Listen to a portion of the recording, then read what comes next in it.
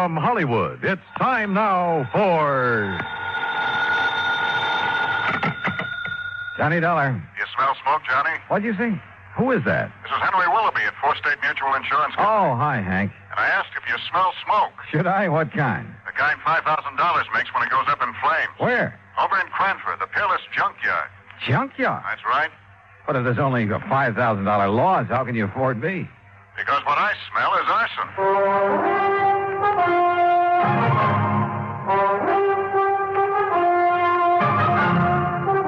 Bob Bailey in the exciting adventures of the man with the action-packed expense account. America's fabulous freelance insurance investigator. Yours truly, Johnny Dollar.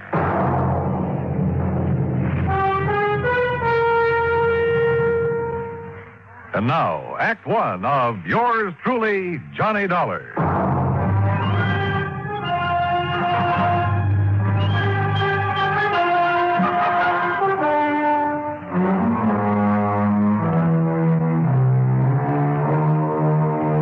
Expense account submitted by Special Investigator Johnny Dollar to the Four State Mutual Insurance Company, Hartford, Connecticut.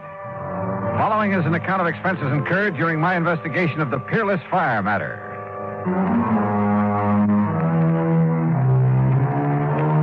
Expense account item one, $1 even, cab to Hank Willoughby's office in the Security National Building, where he lost no time in getting to the point. Policy was taken out by one Oscar H. Lehman about 4 years ago. He's the owner of the junkyard. Address of the yard is corner of Howard and Kingsway Boulevard. And why do you suspect arson, Hank? Well, that fire didn't start until about 4 o'clock this morning. When I got here to the office a few minutes after 9, the claim was already on my desk. Almost as though he'd had it filled out and waiting even before the fire occurred, huh? Precisely. How much do you know about this man, Lehman? Well, nothing really outside of the data on the policy. His home address is 232 East 4th Street. Also in Cranford. Yeah. Okay, Hank. I'll see what I can see.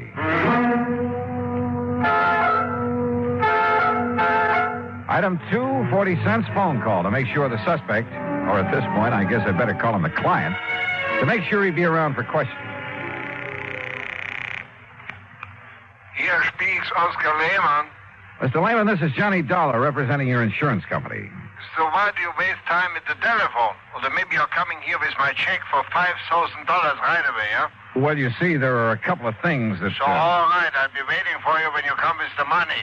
Goodbye. Huh?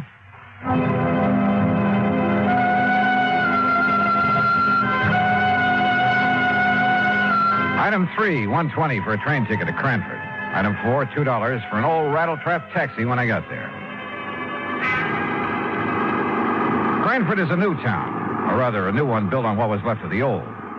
When the big clock company folded up at the end of World War II, Cranford kind of fell to pieces.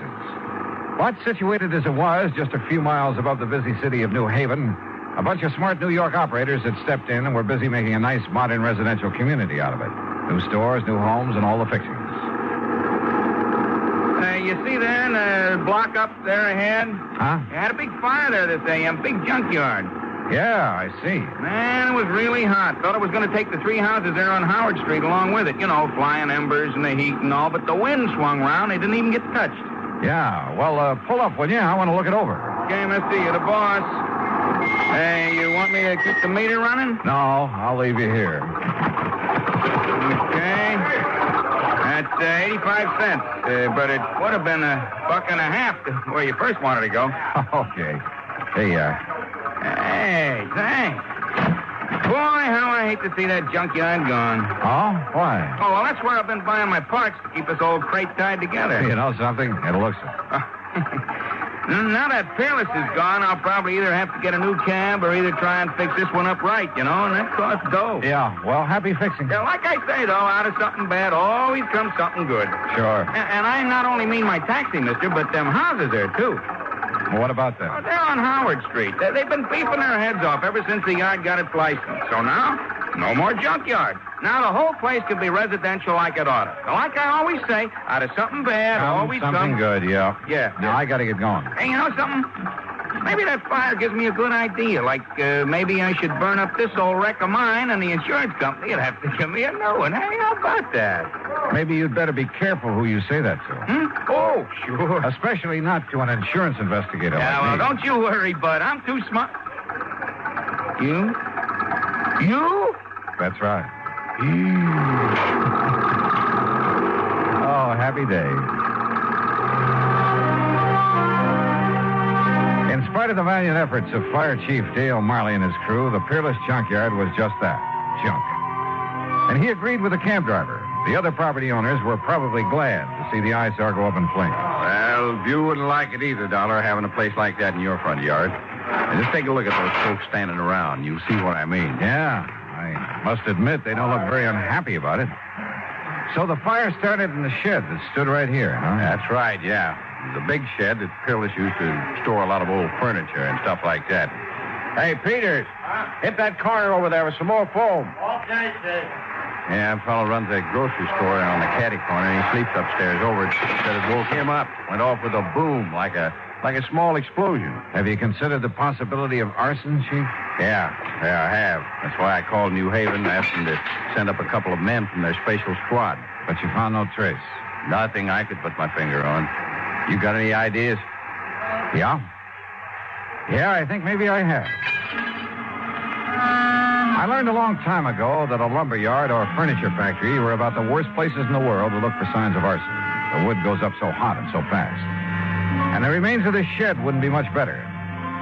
So I walked over to the little grocery store and spent item 5, 21 cents, for a loaf of white bread. Then I rejoined Chief Marley at the ruins of the The shed. arson experts can come up from it. Hey, what's the matter, Dollar? Did you get to eat breakfast? Oh, something like that. Hey, want a chunk? Not without strawberry jam and a cup of coffee. Hey, Herb, take it easy over there. Hey. Stomping around like that, you wipe out all the clues. Now, like I told you, Dollar, the fire started somewhere right around here. Uh-huh. And the quick shift in the wind moved it over that way. Uh-huh. Chief. Yeah. Here, chew a piece of this fresh bread. What? That's right, chew it. Get the taste of it in your mouth. What for? Just do it, will you please? Here. Well, you got an idea, son? You bet I have. Here. You mean chewing on a hunk of bread is going to what? Now swallow it. What is this, a gag or something? No, not by a long shot. Now watch. Well, don't throw it away. Now you got my appetite up. I'll have some more. Here now. Chew on this piece. What? After you dropped it in the ashes? That's right. Chew on it. Oh, now, Go wait. ahead, do it. I'm serious. Holy kerosene. That's right. Well, I'll be doggone. Yeah. Fresh bread will pick up even the slightest trace. Even after the fire? Even after a fire. That means kerosene was brought in and poured over the floor of this furniture shed to set it off. And, Dollar, I'm going to get in the police and have them lock up old Oscar Lehman so No, fast. no, wait. What for? Until I can talk to Lehman. Well, now, look. You look. This isn't any absolute proof of arson. Well, it's good enough for me. It's good enough for a suspicion charge. I'll tell the police what I found out. Who found out? Well, What I found out. Now, don't forget that. But if it puts us on the trail of an arsonist, if you like, you can take the credit for it. Only if you'll cooperate. Yeah, but Dollar. Otherwise, you'll lose any cooperation from me. Okay? Okay. Item 680 cents cab to the address on East 4th Street where Oscar Lehman lived. Like the Howard Street address, this was a has-been section. Lehman's home reminded me of some of those on the other side of the town, next to the junkyard. When the old character let me in, I wasted no time in getting to the point. You ask why I should be staying here in my home instead of at the yard? And I'm asking you why not? What good can I do over there? My lovely junkyard is gone. There's nothing I can do. So I'm waiting here to collect the money your company owes me. So are you going to pay me or not? Well, now, that depends. As I started to say, Mr. I Lehman, tell you, I didn't even know about the fire till I went down there to open up the gate and start the day. What time did you go down there, Mr. Lehman? 11 o'clock, like always. Well, you sure didn't waste any time getting your claim into the office in Hartford, did you? Of course not. So soon as I see what's happened, I sign up the claim and take it to Hartford. And the office is closed, so I leave it under the door. Yeah, well... What else could I do? Sit around and wait to think about it while the money's coming to me? It's my money, so I should have it. You know how much merchandise I have in that yard? $25,000. Retail? Yeah. Then why'd you burn it up? You think I'm crazy I should do such a thing? Don't you understand now I'm out of business, for God? Oh, what do you mean? My license for the yard on condition, you know? A conditional license? Yeah, that's right. If I'm not in business, every day I lose the license. I lose the lease on the land. Then they make houses, little stores. It's a big development company. So you're crazy to come and talk to me, tell me I should set fire. Maybe I've suddenly changed my mind, Mr. Lehman. Maybe I've already met the arsonist. Huh? And I was just too blind to see him.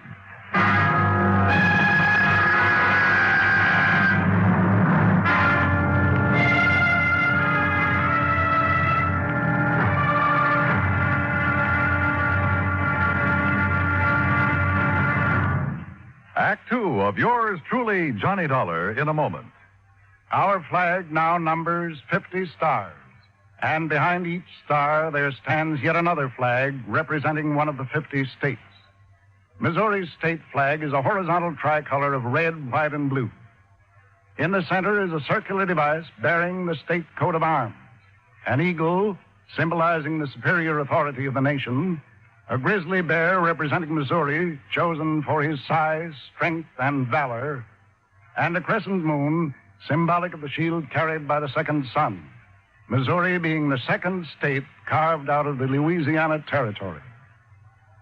A belt encircles the coat of arms with a motto inscribed, "United we stand, divided we fall." Atop the flag is a cluster of stars representing the Union, with a larger star for Missouri as she surmounts her difficulties and assumes her rank among the states. The state motto is also inscribed on the flag, Salus Populi Suprema Lex Esto. The welfare of the people shall be the supreme law. Surrounding the device is a group of 24 stars. Missouri's state flag, the flag of the 24th state to enter the Union, was adopted on March 22nd, 1913. And now, Act two of yours truly, Johnny Dollar, and the Peerless Fire Matter.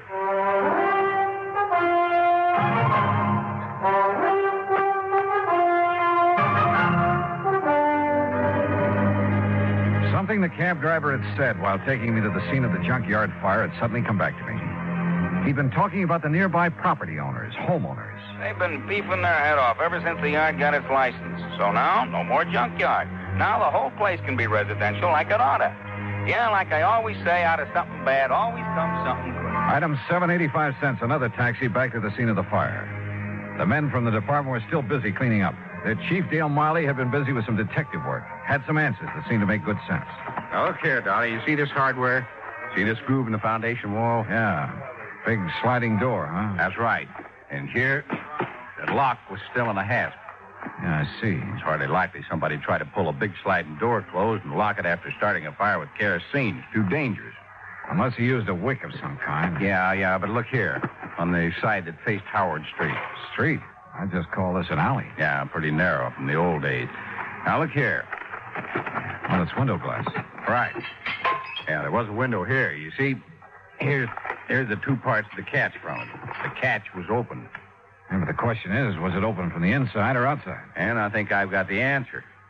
Look across the street. So? Those homes and the little lawns and gardens in front of them. So what? Well, you see the rocks they all use to border their flower beds? Go on, Chief. Now, look here. Just inside the shed where the window was, I found this rock under the ashes.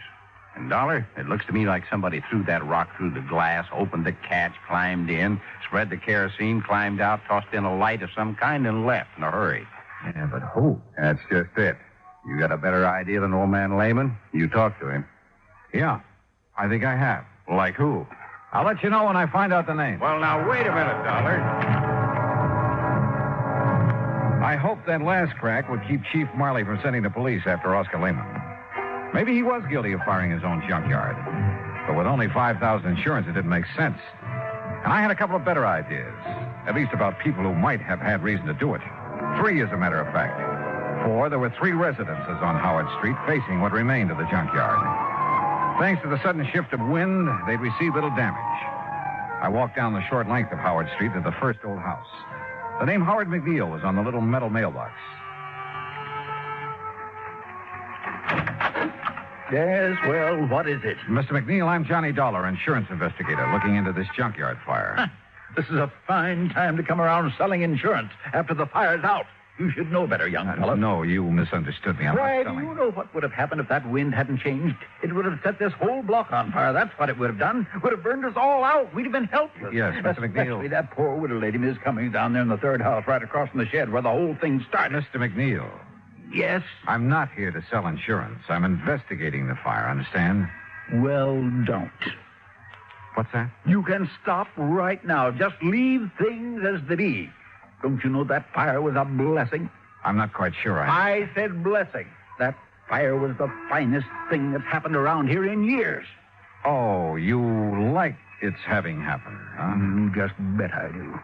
The only way we could ever get rid of that awful pile of junk right in our front yards. Now, maybe they'll give us back our nice little park that used to sit there. Or build a lot of track houses. But Yeah, now- all right. What did they do? Anything is better than that wretched junkyard. I've hated it. Everybody's hated it. I hated it. Enough to set it on fire? Yes, sir. Absolutely. Oh, no. Me? Well? Mr. Dollar. A quiet, peace-loving person like me? Oh, no. Why, I wouldn't even think of such a thing. Especially since that fire might have got out of control and burned me out. Well, you carry insurance, of course. I do not. I don't believe in it. No, so don't you try to tell me anything. I told you I'm an investigator. Well, why don't you ask that Nazi if he had insurance? Nazi? Yes, that Oscar Lehmann that owned that dirty junkyard. Why do you call him that? Well, he's a German, isn't he? Well, that doesn't make him a Nazi. Well, it does to me. Anybody who'd wangle a license to put up a filthy place like that on our beautiful street, especially if he's a German, well, to me, he's a Nazi of the worst kind. The worst kind. The very worst kind. Thinks he's a ladies' man, too. All right, now, have you any idea who, besides you, would have liked to see that place burned out? I certainly have. Oh. Why don't you ask the police? They were here at dawn asking us all questions. You said asking us all.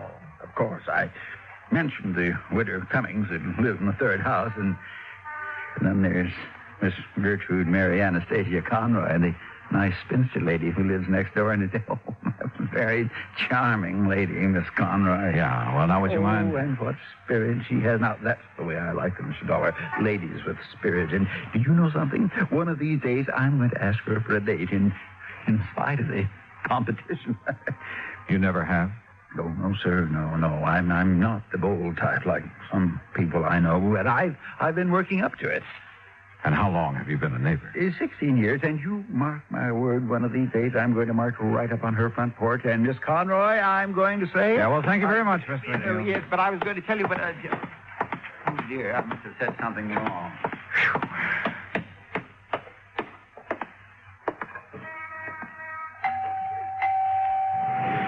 And what the devil is it you'd be wanting?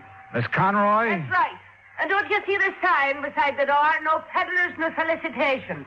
So be gone with you. I'm busy clearing the smoke out of my house for that awful fire this morning. Well, that's what I'm calling about, ma'am, that fire. I'm an insurance investigator. Investigator, huh? Oh, now, just a...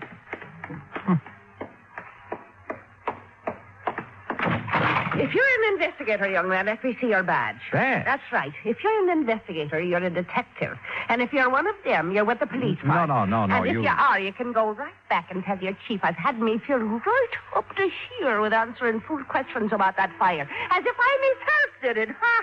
Well, did you? For years now, I've connived and connipted how to get that terrible, dirty, filthy junkyard out of this neighborhood. And now, poor soul, he's lost it. Oh, I could cry my eyes out. You what? Oh, such a lovely old man he is when I finally met him, that dear Mr. Lehman.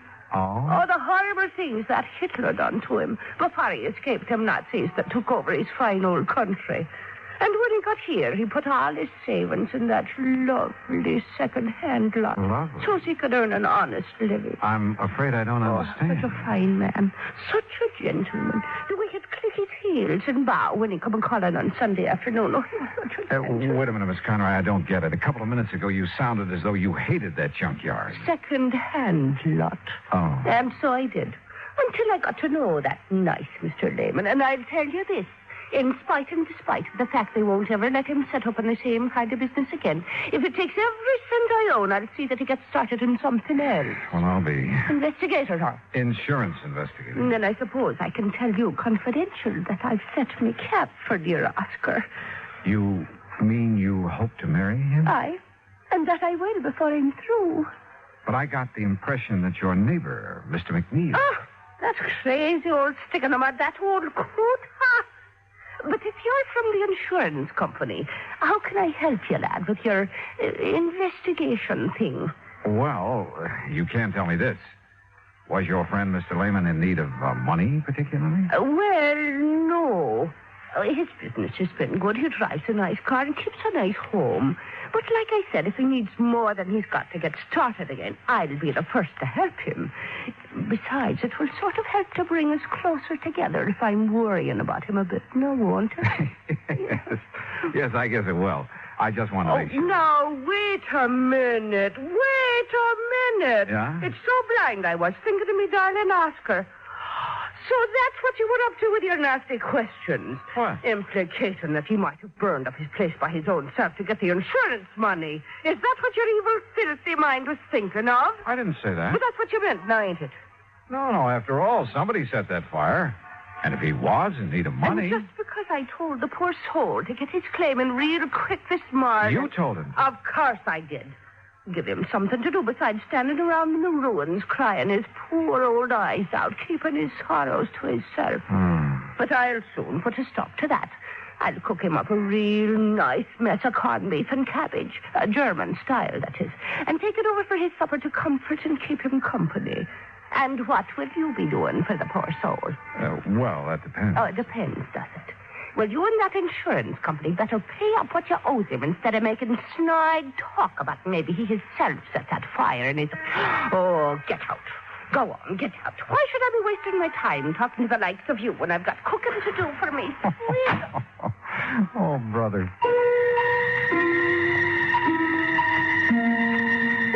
This was turning out to be the most offbeat insurance matter I ever handled. Well, there was only one suspect left. The woman living in the third house opposite the shed where the fire had started. The widow Cummings, McNeil had called her. I went up on the porch, rang the doorbell. And again.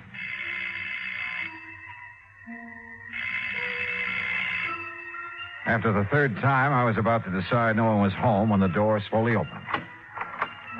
And just inside the door, in a wheelchair, sat a little old lady, pale, gray-haired. Her face reflected years of pain and worry. I've been waiting for you to come, Mr. Dollar. You know who I am. I overheard you at my window when you talked to Mr. McNeil and Miss Conroy. Listening to the neighborhood is the only thing I have left these days, tied down as I am to this wheelchair. Yes, I see. I'm sorry. Come in and sit down, please. Thanks. There's, no one to take care of you here? Only Rudolph, who does as little as he dares. And you must take him away, Mr. Dollar. Rudolph? My stepson, who keeps me here, waits for me to die. What? Not even a rest home where I'd have care and friends, but here to die. He'd help me die, too, if he dared, because of the money. What money, Mrs. Cummings? That my husband left me. A lot, Mr. Dollar. And this Rudolph wants to get his hands on it? That's all he wants. That's why he wants me dead. But he hasn't dared kill me, because everybody knows that we're alone here together.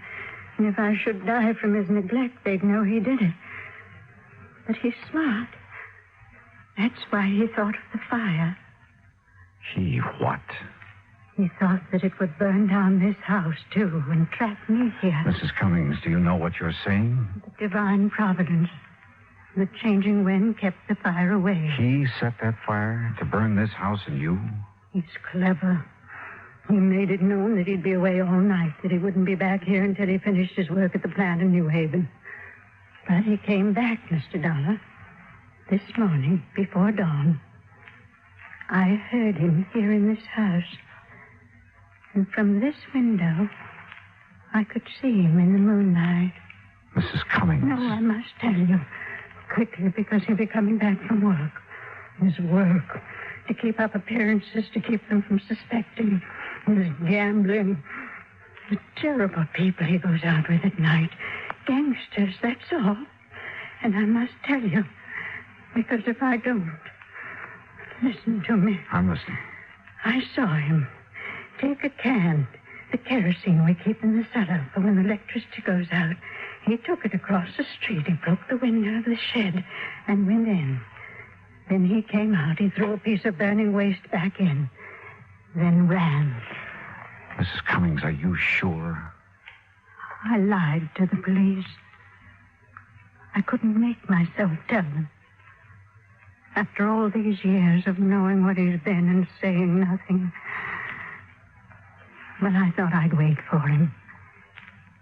Maybe when he saw his evil plan had failed, that I was still here. Maybe I could make him give himself up. But in my heart, I knew he wouldn't. Because he's bad. All bad. Mrs. Cummings,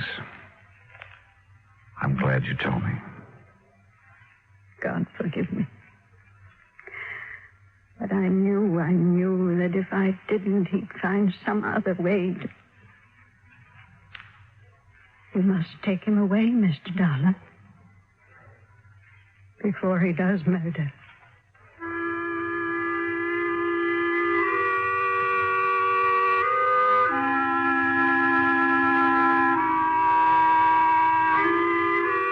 Expense account item 8, $10, board and room.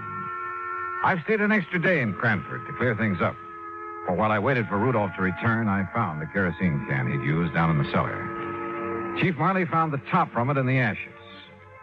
The police have since found only his prints on it. Rudolph is in the city jail. And I'm sure Mrs. Cummings will testify against him. After all, her life is at stake. Hospital Lehman, his claim will be paid in full. Well, I hope he and Miss Conroy live happily ever after. Expense account total, including incidentals on the way back to Hartford, $14.46. Yours truly, Johnny Dollar.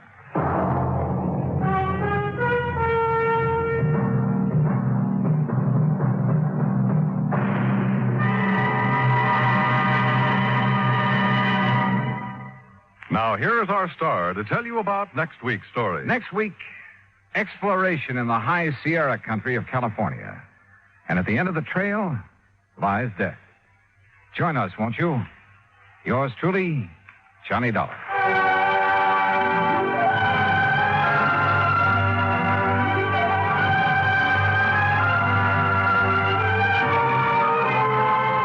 Yours truly, Johnny Dollar, starring Bob Bailey, originates in Hollywood. It is produced and directed by Jack Johnstone, who also wrote tonight's story. Heard in our cast were Virginia Gregg, Peggy Weber, John Stevenson, Herb Vigran, Hans Conried, Forrest Lewis, and Parley Bear. Musical supervision is by Amerigo Marino.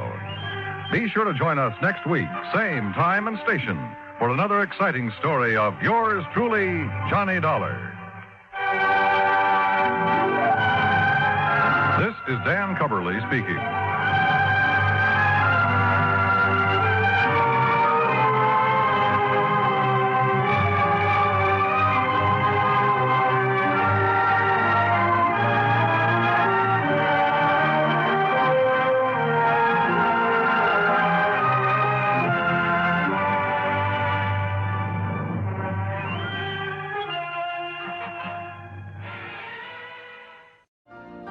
You've been listening to the OTR Gold Network. Find more classic radio at otrgold.com.